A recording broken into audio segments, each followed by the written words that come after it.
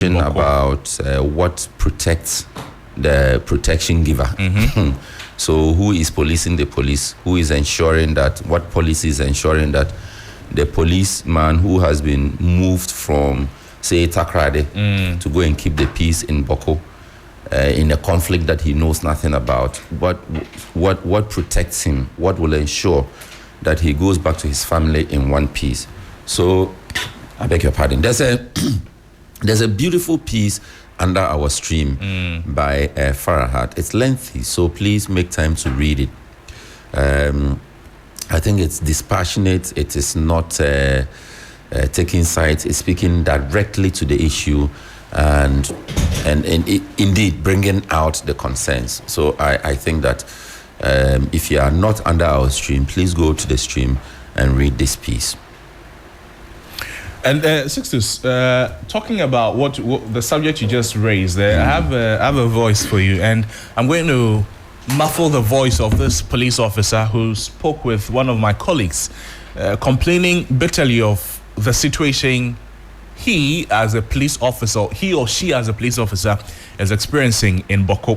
So listeners, listen to this. It's an interaction between a police officer situated in the conflict enclave, complaining bitterly. Says they cannot even go out to buy water. Take a listen. I'm listening. So I'm just putting this across, and with time, I'll take much time and talk to you. I'm on duty right now. Sure. But I'm just talking. We are demoralized. Everybody is scared. Well, we cannot move out. We cannot go anywhere. We just want to go buy water for the officers. We cannot go. And there's nobody we can report to, like superiors who can help out. Like nobody comes around to do. We are just tired.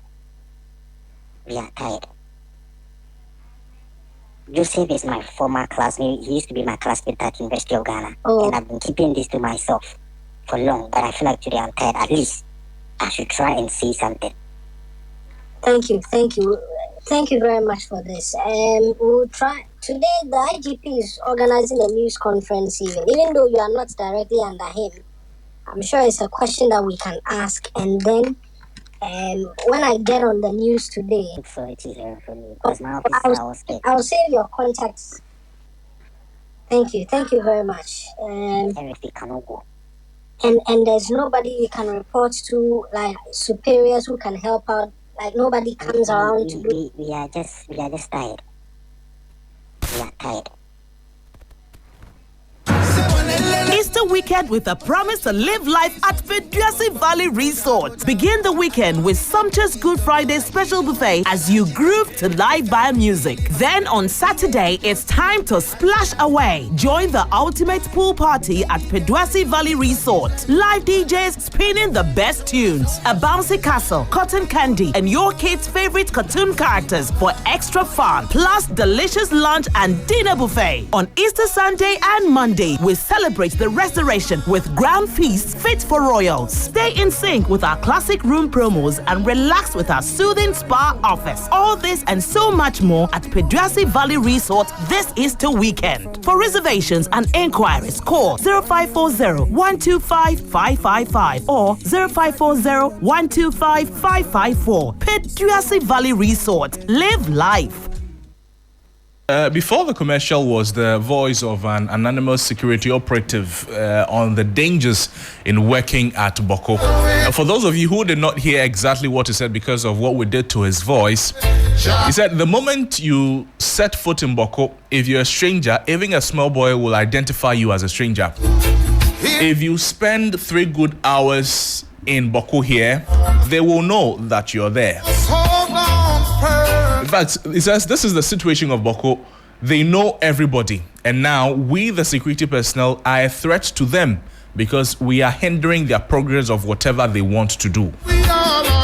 So now the fight is not against police. It's not against military.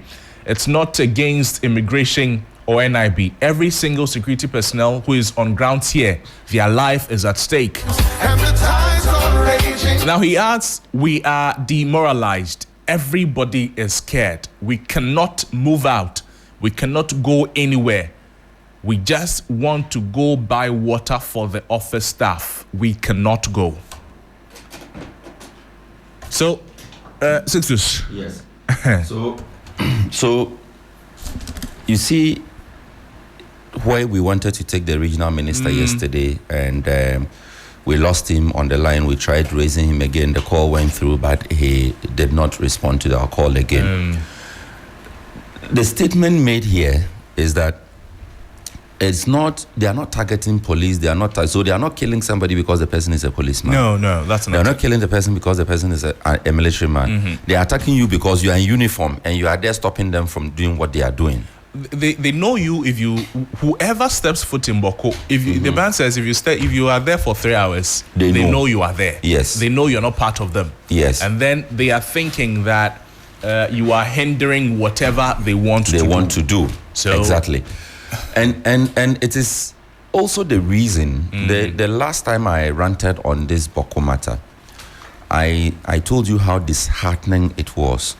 And after that rant I made here on the segment, I got a number of calls, and they said, some of them told me how we are even missing the point. You know, in my submission I had said that now everyone is a target. It doesn't matter. You don't know why you are fighting. You are just fighting everyone you meet and anyone you meet. And the calls I got confirmed that. And I was told how somebody was sitting in his shop. Somebody went to say, I want to buy water. The man got up, turned his back to go into the shop to bring out the water and pie. That's it. That's it. An innocent man sitting in front of his shop. Another man was traveling on the highway. Then he was crossed. Pie. That's all. So that is how dangerous the situation has become. That it is no longer a question of you are a Mampushi, so I'm killing you. You are a Kusas, so I'm killing. No, it is no longer the case. It is now the case that if you are there and you are found, you are shot at. God forbid, the bullet lands at the wrong place, you lose your life. So it's become a national conversation that we must have, which is also the reason why I was disappointed in the press conference that was addressed by the IGP, not the IGP, the minority side of the Defense and Interior Committee, the one that our friend Reverend Intim Fojo addressed. You see, and yesterday I was making the point that the people I saw addressing that press conference, none of them has experienced conflict. So they are there speaking politics. And I was expecting such a press conference to make meaningful points and calls and demands. But you sit at a press conference and you say that the NDC said they will resolve this in the matter of this. You are in power now, do it. No, this is not what we need at this point. This is not what we need. So whatever we say, let us be minded. Unless you are planning never to step foot in any of the conflict areas, that you think you are in Accra, you are protected. No, it's a national problem. And it's one of the cases that we need to set politics aside and deal with it as it is. Let's deal with it as it is. So if you are organizing a press conference and you are not holding authority to do what they must do, then some utterances, please. If on a subject like this you hold a press conference and you politicize the matter, just maybe stop talking about it. This will be managed by 5 naval operation bases set up across the river systems to ensure effective surveillance. You know that it was launched on March 17. My question to you is, do you think they can play, number one, an effective role, number two, an efficient role in the fight against illegal mining? Stop speaking grammar. Can they do the work? What do they have? They have... they will be stationed, right? They have uniform, top and down and kept. They'll be stationed, right? Yes, okay. They will be. The Galamseyers, no? We hear they have pump action machine guns, right? They have AK-47s, right? They have armored vests and things, right? They do. Okay. So our own people we are sending to the forest, no? What are we arming them with? A baton? Guns? Whips? No, but there are security people, police officers, military officers who are armed with these things who are also supporting. You understand? Yes. They said to support the Navy or the Army. What did the story say? In fact, let's listen to this story that was brought in by Irama Smith. She went there and then she filed this report capturing what happened, what the minister said to them. I'm talking about the Lands and Natural Resources Minister. Emmanuel Makofibua was there. There was the Deputy Defense Minister. And they're doing, in fact, if you join our social media platform right now, 3FM 927, you see what I'm talking about. What they are clad in, their caps, and they're doing a whole you listen to the report.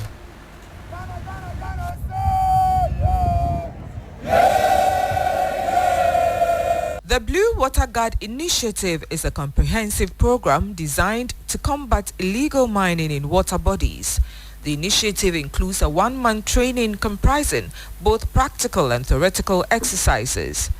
The 453 were therefore given the necessary skills to detect and report illegal mining activities within and along water bodies and also work with law enforcement agencies in intelligence gathering and enforcement actions. At the passing out ceremony on Monday, April 14, at the Naval Forward Operation Base in Ezinlebo, Western Region, the Minister for Lands and Natural Resources, Emmanuel Amakofibua, urged the newly trained Blue Water Guards to adhere strictly to the code of conduct they had signed on to, stressing that their role is crucial in protecting Ghana's water bodies. Remember, you have assigned a code of conduct, a binding commitment to professionalism and integrity. Any breach of this code, any compromise in your duties will attract stiffer sanctions. And please make sure you know that at all times. You are to exhibit the highest levels of integrity on a daily basis. The task before you is sacred.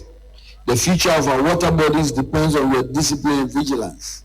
He also issued a stern warning that engaging in mining activities within forest reserves and water bodies will attract severe consequences.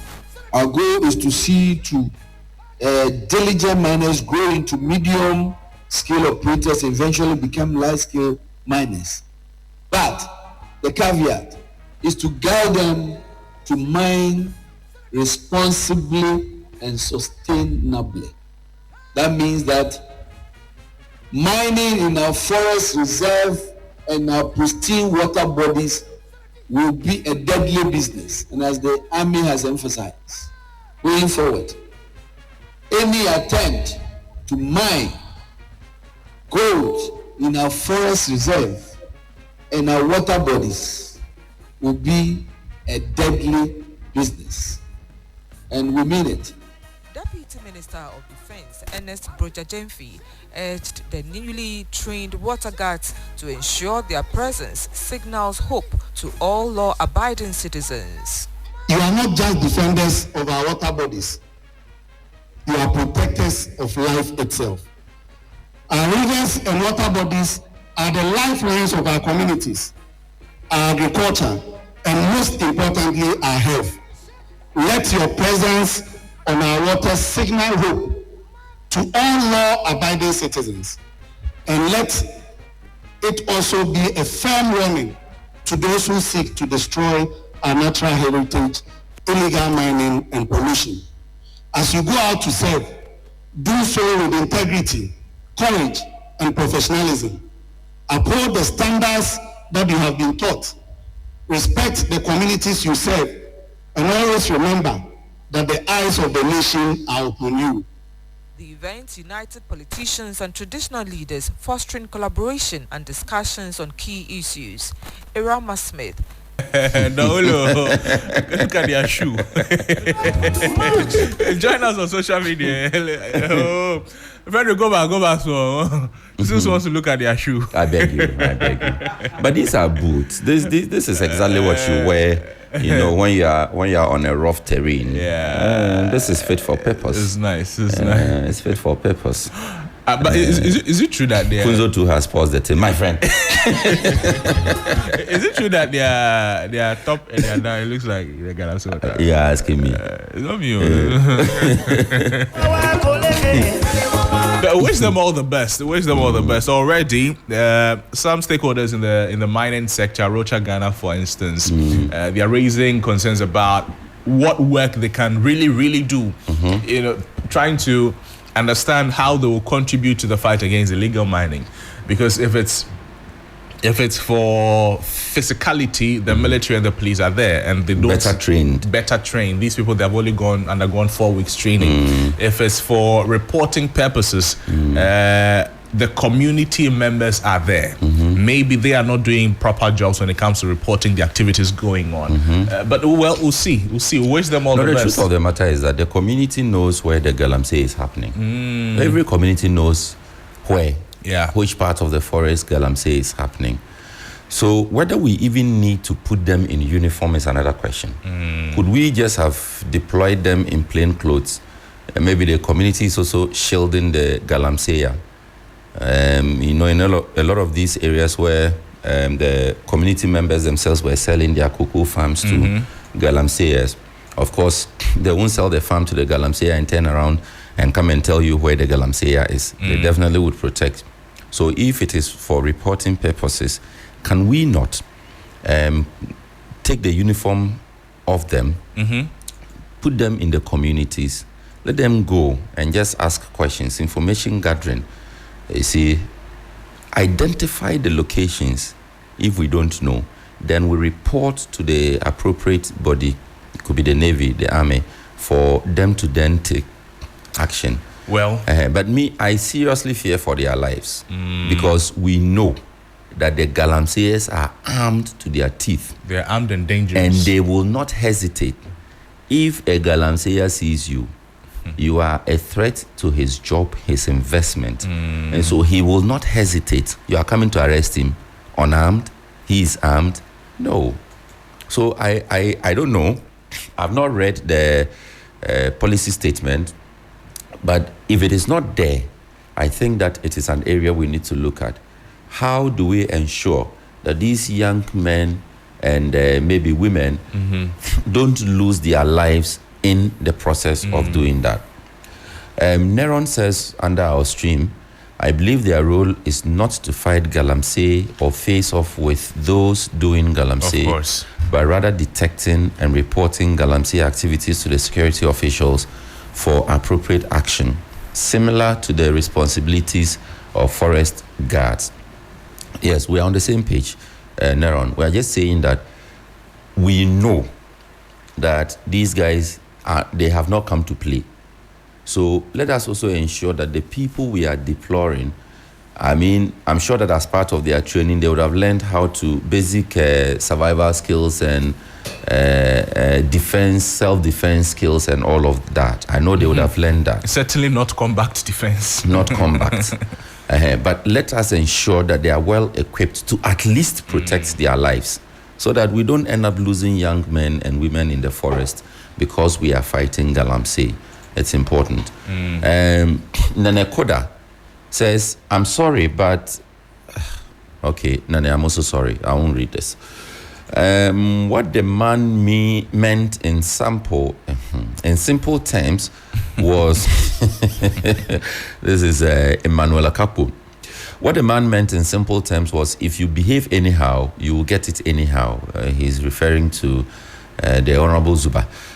The Zongo Junction problem, dear bro, it's too much. I agree with you, it's too much. So those are some of the comments. I think that some of them I've already gone through them. Sixtus, let's wrap up with the newspaper review segment. I have the Daily Graphic. I think we have one more. Yes, I have Daily Guide. Front page says that Zoom Lion boss snubs police, victims arrested, Turkish investors' property demolition. That is the back of the story. Gold Board takes full control of gold, and the group calls for end to quote chieftaincy dispute.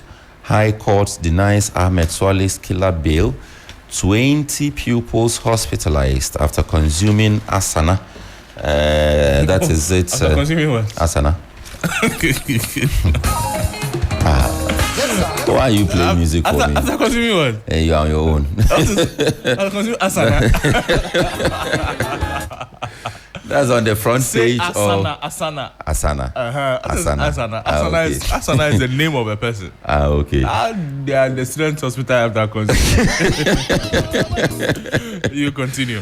That's on the front page of the Daily Guide newspaper, Ghana's favorite paper. That has just come in. Another paper that has also just come in, the Ghanaian Times newspaper, most authoritative newspaper, closed down which comes. There are symbols of societal neglect, AI, and you have Miss Genevieve Partington, country director, Amnesty International Ghana, is the one speaking this conversation. When I was in university, we're having, in fact, my undergrad long essay. It was on which comes. That was somewhere. Which is and which comes. Somewhere 92 thereabout. But you continue. 72. We are still having this conversation. Still on the front page of the Ghanaian Times newspaper. President Mahama addresses School Business Forum April 19. 4 suspected armed robbers killed in gun battle with police. And leveraging AI to protect lives, building resilience for future pandemics. And auditors must exercise high professional standards to protect public purse. Professor Abednego Fihi Oko Amate is the one quoted here. On the back page of the Ghanaian Times newspaper, Living Yahweh donates 1.2 million items to needy Accra East. ECG installs new 11 kV feeder at Teshi, New England. Ghana and names. The Daily Graphic newspaper, the scholarship scheme overhauled, new bill to go before Parliament soon. Comes with a picture of the Education Minister, Harry Idris. There's also Chief of Staff leads second co-business forum event to boost entrepreneurship. And Ghana Water GWL announces Wager Dam spillage to avoid collapse. Ifema Royal Bank votes 35 million cedis to support a doom fire victims. I'm reading a story on page 18 of the paper. It says CDD Ghana raises concerns over high cost of elections. That's according to Dr. Kojo Pumpuni Asante, he's the Director of Programs and Policy Engagement at CDD Ghana. So he said the electoral process has been corrupted through vote buying from internal political party processes for election of persons to run the political party, selection of candidates for public elections, to the conduct of public elections. So he has said it now costs approximately 10 million cedis, and that's about $650,000 to become a member of parliament, and between $100 million to $150 million to run for president. It's said the high cost of elections in the country has significant implications for the nation's democracy and development. To curb this, Dr. Sante stressed the need to elect leaders with integrity and orient them towards public interest, and disqualification of candidates who breach electoral laws, and implementation of clear asset declaration requirement for candidates. Dear Lord, would you blame me? Kind of me lame, pour my heart some GMO chords. Their bodies on front pages of newspapers, scary. They call me